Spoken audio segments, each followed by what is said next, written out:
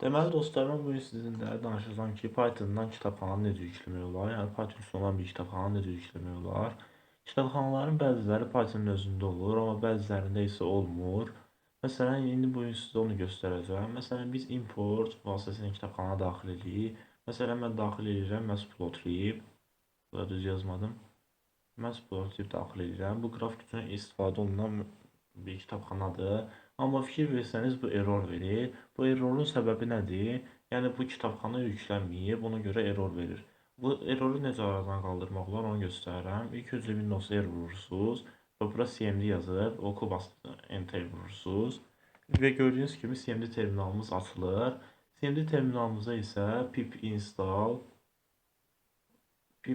həmin kitabxananın adını yazırsınız. Mən də indi matplotlib yazacağım. Və enter vurursunuz və burada bir müddət gözləyirik. Amma qeyd edirəm ki, internet açıq olmalıdır. İnternet vasitəsilə kitabxananı yükləyir. Amma sizdə bəzən bu error verə bilər. Yəni pip install yazanda pip error verə bilər. Bunun səbəbi isə ya Python yüklənən zaman ya pip ya da düzgün quraşdırılmayıb. Ona görə olur. Gözləyək yükləsin indi. Yükləyəndə sonunda yükləndi yazır.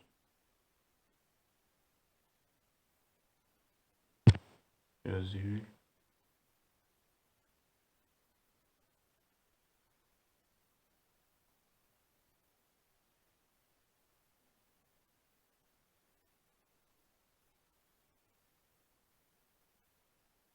Və gördüyünüz kimi yükləmə qurtardı. Əgər bu axırda sonunda gəldisə, biz yaza bilirsə, deməli yükləmə qurtardı. Və yuxarıda gördüyünüz kimi terminalı bir dəqiqə bağlayım.